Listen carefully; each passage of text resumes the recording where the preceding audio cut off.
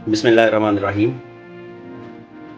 तकरीबन आधा पाव प्याज था, उसमें से आधा प्याज इस तरह चॉप कर लिया है, तकरीबन 60 ग्राम। 1 इंच टुकड़ा अदरक का जिसे इस तरह चॉप किया है। एक बड़े साइज़ का टमाटर है, वो भी चॉप कर लिया है। क्वार्टर गड्डी के करीब सब्ज़ धनिया है और सब्ज़ मिर्चें जो मैंने बारीक वाली 2 से 3 अदद काट ली हैं इस तरह।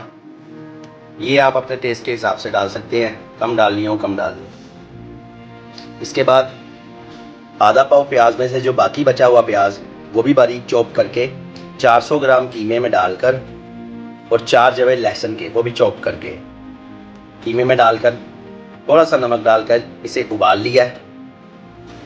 सबसे पहले तवे पर घी डाल लेंगे।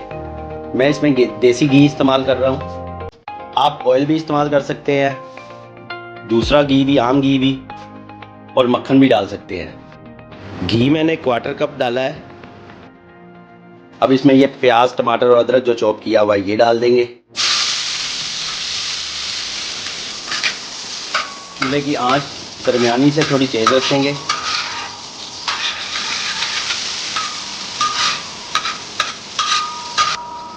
थोड़ा सा बस इसे फ्राई करने के बाद हाफ टी स्पून सुरख मिर्च पाउडर,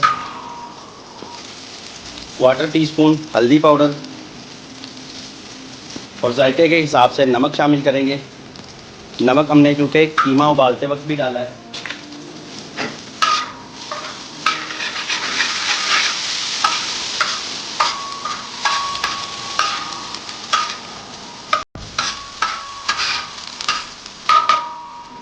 अब यहाँ पर इसमें कीमा डाल देंगे।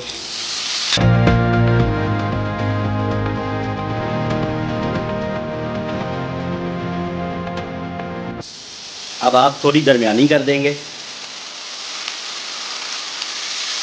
थोड़ा सा पानी ऐसे साइडों में डालेंगे।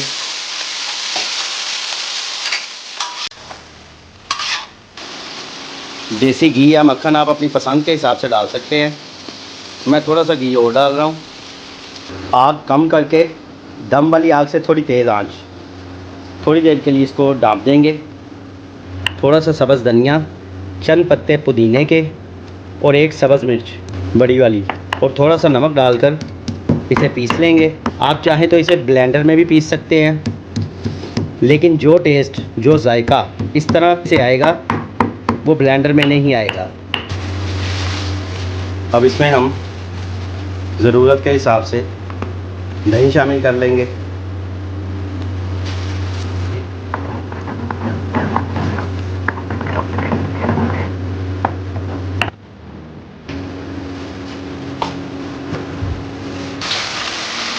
अब इसमें हाफ टी स्पून सफ़ेद ज़ीरा, क्वार्टर टी स्पून अजवाइन और हाफ टी स्पून भरकर धनिया पाउडर, थोड़ा सा पानी साइडों पर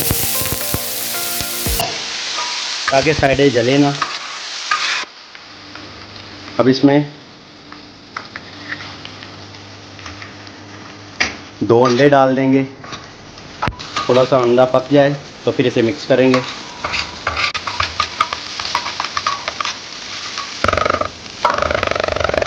अब इसमें ये सब्ज़ मिर्चें और धनिया डाल देंगे।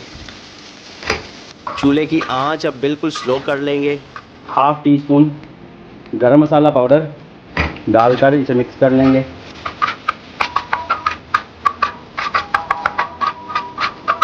क्योंकि हम ये कीमा ढाबा स्टाइल में बना रहे हैं, इसलिए खमीरी रोटी या नान जैसे ढाबे पर इस तरह गरम करते हैं।